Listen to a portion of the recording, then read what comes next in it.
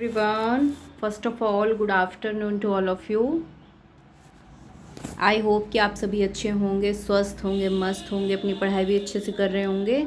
जल्दी से कनेक्ट हो जाइए सभी, ताकि मैं आज की क्लास को स्टार्ट कर सकूं। और अभी तक अगर किसी ने प्रीवियस वीडियोस को वॉच नहीं किया है तो वो जाके डीएलएड फर्स्ट सेमेस्टर की एसएसटी की प्लेलिस्ट को वॉच कर सकता है। ठीक है, प्रीवियस वीडियोस में हमने कर लिए हैं सारे ऑब्जेक्टिव्स, हमने कवर कर लिए हैं। वेरी शॉर्ट हमारे सारे कवर हो गए हैं और हमारे चल रहे हैं लघु उत्तरीय प्रश्न, जो कि मैं 20 तक के क्वेश्चन कवर करा चुकी हूँ प्रीवियस वीडियोस में। ठीक है, किसी बच्चे ने अगर वो वीडियो वॉच नहीं की है तो जा कर के वॉच कर लेना भाई। आज हम क्वेश्चन नंबर 21 से स्टार्ट करेंगे, तो जल्दी जल्दी शेयर कर दीजिए अपने दोस्तों में, ताकि मैं आज की क्लास को स्टार्ट कर सकूँ। चलिए फिर क्वेश्चन नंबर 21 की बात करते हैं कि अर्थशास्त्र की परिभाषा अर्थशास्त्रियों के दृष्टिकोण से दीजिए। जितने भी अर्थशास्त्री हुए हैं, सबसे पहली बात तो अर्थशास्त्र होता क्या है ये आपको पता होना चाहिए। ठीक है, सामाजिक विज्ञान की वह शाखा जिसके अंतर्गत वस्तुओं और सेवाओं के उत्पादन, वितरण, विनिमय या फिर उपभोग का अध्ययन किया जाता है, उसको बोलते हैं अर्थशास्त्र। ठीक है भाई, तो अर्थशास्त्र का मतलब ये अर्थशास्त्र जो है वो संस्कृत शब्द अर्थ प्लस धन से बना है। ठीक है, सॉरी, अर्थ प्लस शास्त्र से बना है। तो अर्थ का मतलब क्या होता है, यहाँ पे अर्थ का मतलब होता है धन और शास्त्र का मतलब होता है अध्ययन। तो किसका अध्ययन होता है अर्थशास्त्र में? धन का अध्ययन होता है। क्लियर है भाई सभी को? और इसी के द्वारा व्यक्ति, व्यवसाय, सरकारें और राष्ट्र संसाधनों को आवंटित करने के तरीकों का चुनाव भी किया जाता है। चलिए फिर डेफिनेशन देख लेते हैं। दो तरह की डेफिनेशन है अर्थशास्त्र की, एक तो कल्याण संबंधी है, दूसरी है दुर्लभता या सीमित साधन संबंधी परिभाषाएं। तो अर्थशास्त्रियों ने परिभाषाओं की दिशा को धन से मानव की ओर बदल दिया है। देखो, उन्होंने पहले धन से रिलेट हुआ करती थी, फिर धन से लेके इन्होंने कहाँ पे किस ओर बदला? मानव की ओर बदला।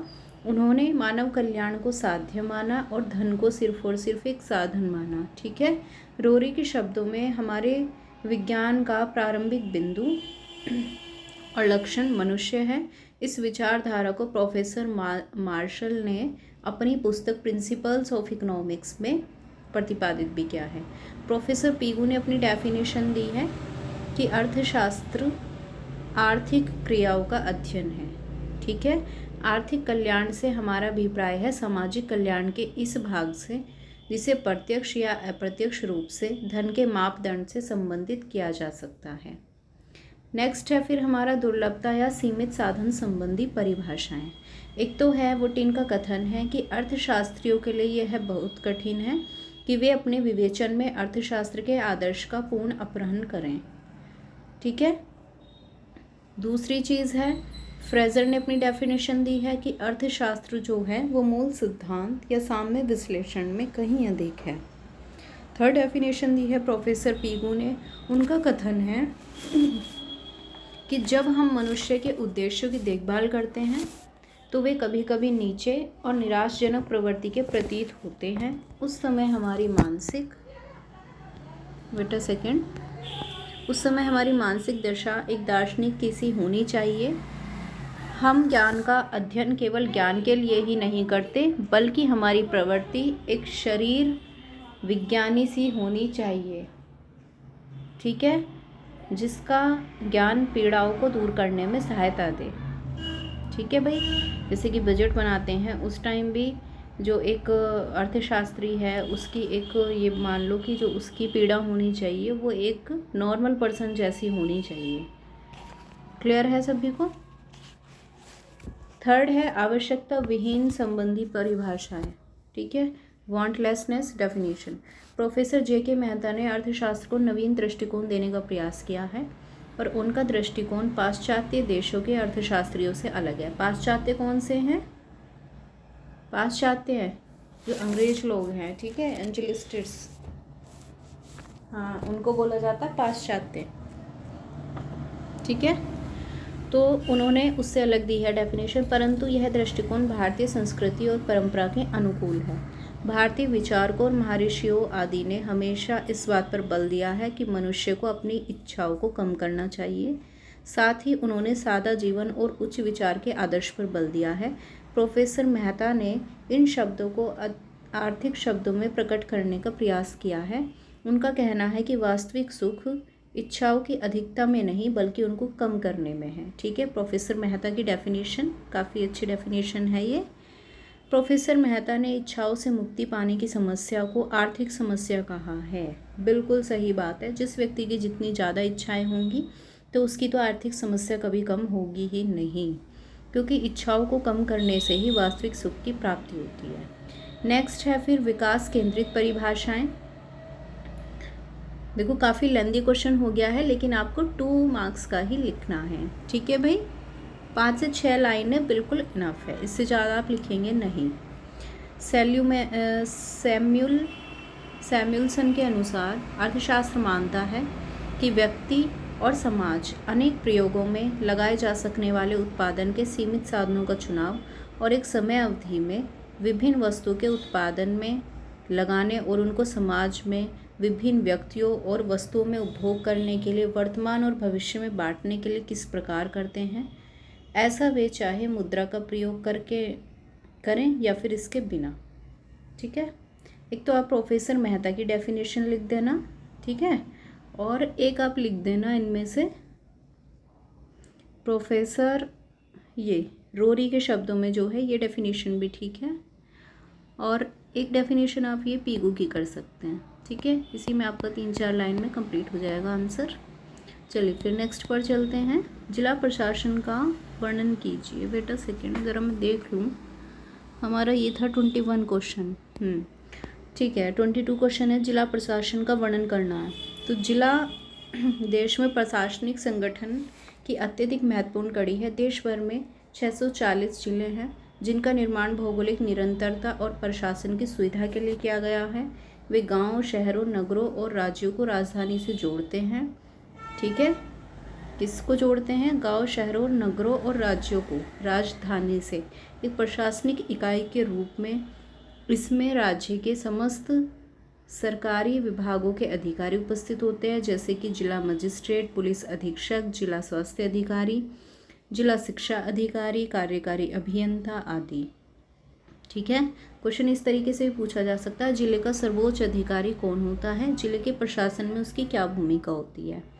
ठीक है, आगे है फिर जिलों को आगे तहसील और सब डिवीज़न और गांवों में भी डिवाइड किया गया है। राज्य में प्रशासन, संचालन, विकास कार्यों और योजनाओं को पूरा करने के जो कार्य हैं वो जिला स्तर पर किए जाते हैं। स्थानीय स्वायत्त सरकारी हेतु त्रिस्तरीय ढांचे का प्रावधान किया गया है, जिसके शीर्ष पर जिले हैं। जिले का प्रशासनिक नियंत्रण जिला अधिकारी के प्रशासन में होता है, जिसे भिन्न भिन्न राज्यों में अलग अलग नाम से जाना जाता है, जैसे कि जिला अधिकारी, डिप्टी कमिश्नर, कलेक्ट्रेट आदि। ये अधिकारी तो IAS होते हैं या फिर राज्य लोक सेवा आयोग से संबंध होते हैं। उसका कार्य जिले के प्रशासन की देखभाल करना है। वह कानूनों को लागू करता है और कानून व्यवस्था को बनाए रखता है।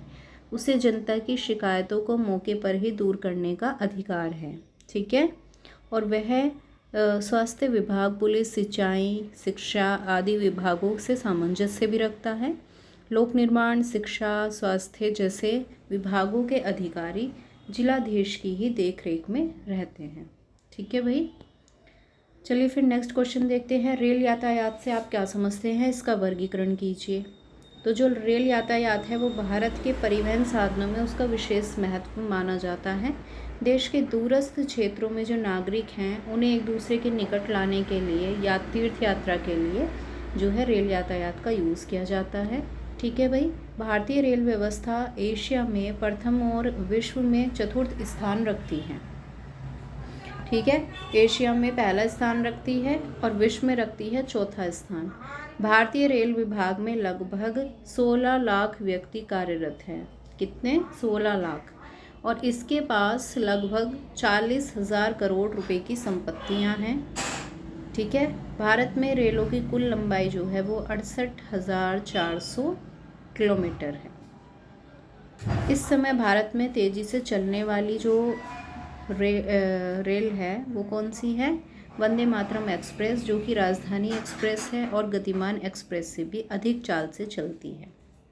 अब रेल यातायात का वर्गीकरण देख लीजिए। एक तो बड़ी लाइन होती है, दूसरी मीटर और तीसरी छोटी लाइन। इस रेल मार्ग की जो चौड़ाई है वो 1676 मीटर होती है। तेज रफ्तार वाली गाड़ियों हेतु यह लाइन बनाई गई है। वर्तमान में इस रेल मार्ग की जो लंबाई है वो 44,380 किलोमीटर है। ठीक है, इसी तरीके से मीटर की जो लाइन है, यह रेलगाड़ी के पटरियों की परस्पर दूरी, पटरियों के बीच बीच में जो दूरी होती है ये वो वाली लाइन होती है। वर्तमान में भारत में मीटर लाइन जो है 15,013 किलोमीटर है। छोटी लाइन जो होती है यह रेल मार्ग में पटरियों के बीच की दूरी 0.762 मीटर होती है। भारत में 3,363 किलोमीटर छोटी लाइन है। यह रेल लाइन प्रमुखतः पहाड़ी भागों तक ही सीमित है। अब देखो, इसमें इतनी लंबी चौड़ी आपको रामायण लिखने की ज़रूरत नहीं है। रेल यातायात आपसे पूछा गया है, आप इतना देंगे, ठीक है। उसका वर्गीकरण पूछा है तो एक फ्लो चार्ट में इस तरीके से बना देंगे कि एक बड़ी लाइन होती है, एक मीटर लाइन होती है, एक छोटी लाइन होती है, ठीक है। और बस ये थ्योरी में ना लिखने के बजाय आप लिखेंगे कैसे, इसकी चौड़ाई यहाँ पर लिख देंगे एक पॉइंट में, ऐसे ही इसकी लिख देंगे और ऐसे ही यहाँ लिख देंगे, ठीक है। इतना इनफ है। नेक्स्ट क्वेश्चन है आपका, राष्ट्रीय आय क्या है, परिभाषा द्वारा स्पष्ट कीजिए। ये क्वेश्चन रिपीटेड क्वेश्चन है, पहले भी आया है ना, मैंने बताया भी था आपको। चलिए फिर से बता देती हूँ। देखो, अगर आपको लिखना है सिंपल लैंग्वेज में तो मैं बोल देती हूँ, लिख लो, ठीक है। पेन कॉपी लेके बैठ जाओ। किसी भी अर्थव्यवस्था के आर्थिक विकास का सूचक क्या कहलाता है, राष्ट्रीय आय। दूसरे शब्दों में भी लिखवा देती हूँ, एक लिख लो भाई। किसी देश में एक साल में उत्पादित अंतिम वस्तुएं और सेवाओं के कुल बाजार मूल्य का जोड़ राष्ट्रीय आय कहलाता है। अब देखो, इसमें पढ़ लेते हैं, इसमें क्या लिखा है। राष्ट्रीय आय का अभिप्राय, हमारे देश में राष्ट्रीय आय की सर्वप्रथम 1867-68 के लिए भारतीय अर्थशास्त्री दादा भाई नौरोजी ने की थी, ठीक है। और किसी देश के उत्पादन साधनों द्वारा किसी वर्ष में उत्पादित वस्तुओं और सेवाओं के भौतिक मूल्य को राष्ट्रीय आय कहा जाता है। अनेक अर्थशास्त्रियों ने राष्ट्रीय आय को परिभाषित किया है, किंतु इसके अभिप्राय को लेकर अर्थशास्त्री एकमत नहीं है।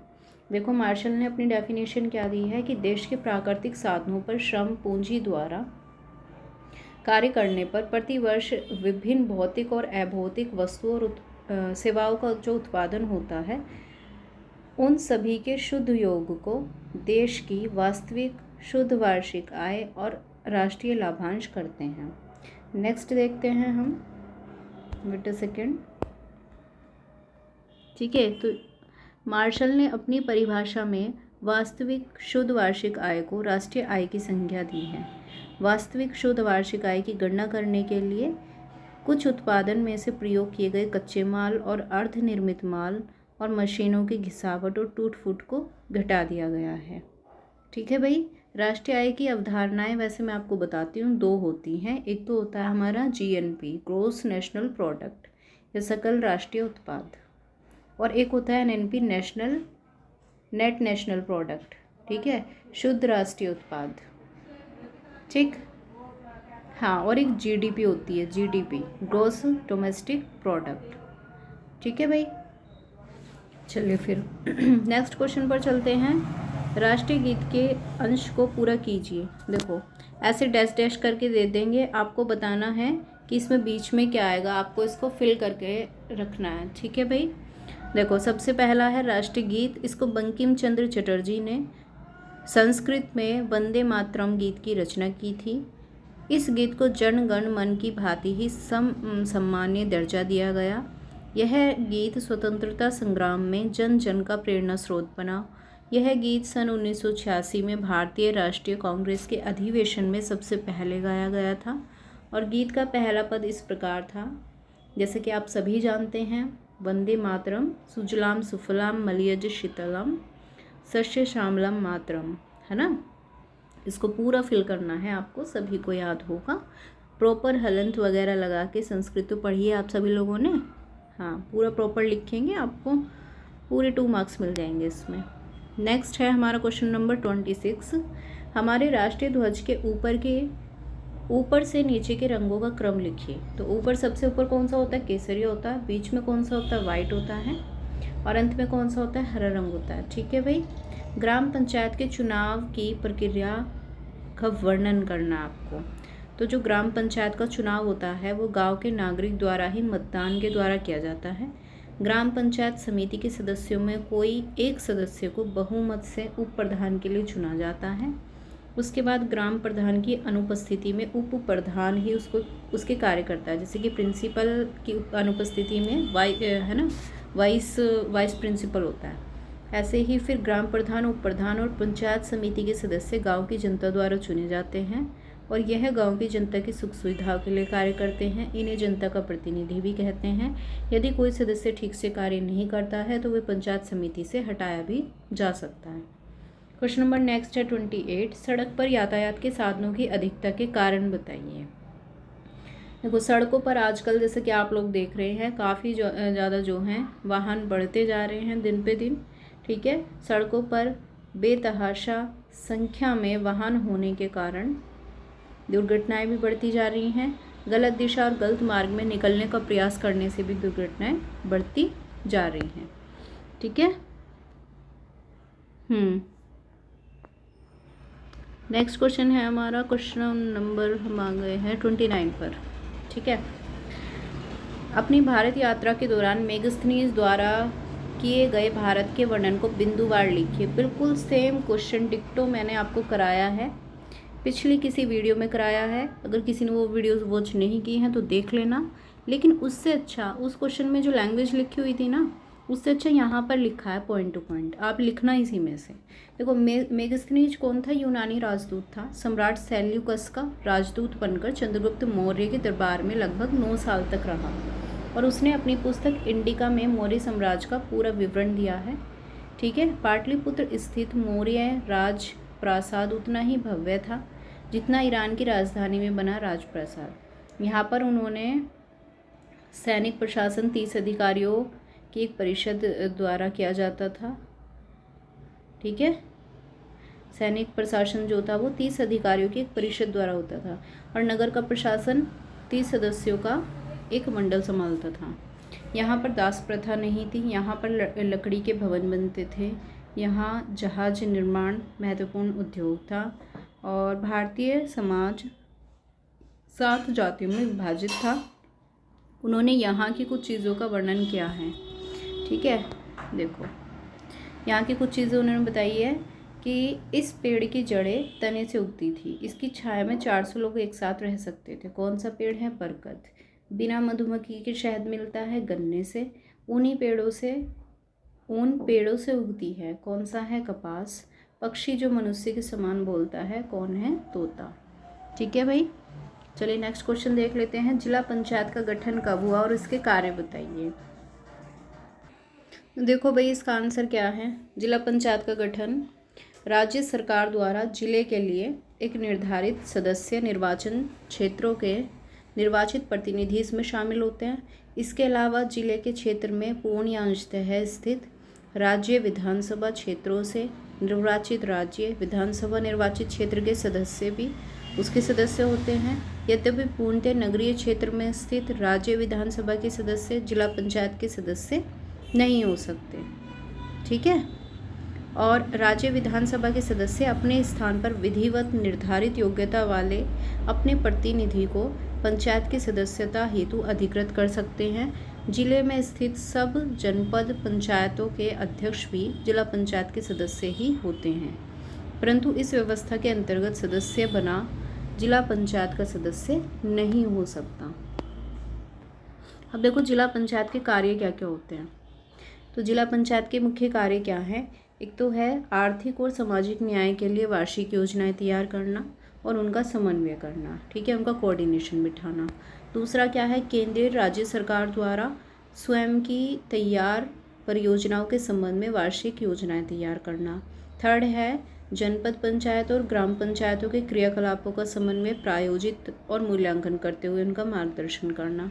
अपने क्षेत्र की जनपद पंचायतों द्वारा तैयार योजनाओं का पर्यवेक्षण मतलब सुपरविज़न, उनका कोऑर्डिनेशन, उनका समय सुनिश्चित करना।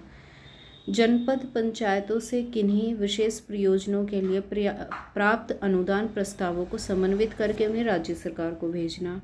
और लास्ट है आपका किन्हीं 2 अथवा अधिक जनपद पंचायतों की साझे और परियोजनाओं का निष्पादन करना। ठीक है भाई, आज आपके हो जाते हैं क्वेश्चन नंबर 30 तक कंप्लीट। नेक्स्ट क्लास में हम करेंगे 31 से स्टार्ट। ठीक है भाई, तब तक के लिए आप लोग जो है रिवीजन लगाइए, अच्छे से इसको पढ़िए। फिर भी आपको कोई क्वेरी है तो मुझसे आप कमेंट बॉक्स में पूछ सकते हैं। ठीक है, और अभी तक अगर किसी ने चैनल को सब्सक्राइब नहीं किया है तो ज़रूर सब्सक्राइब कर लेना। आने वाली हर एक वीडियो की नोटिफिकेशन आपको तभी मिल पाएगी टाइमली। ठीक है भाई, चलिए फिर मिलते हैं नेक्स्ट क्लास में। तब तक के लिए have a good day, bye bye, thank you so much, take care.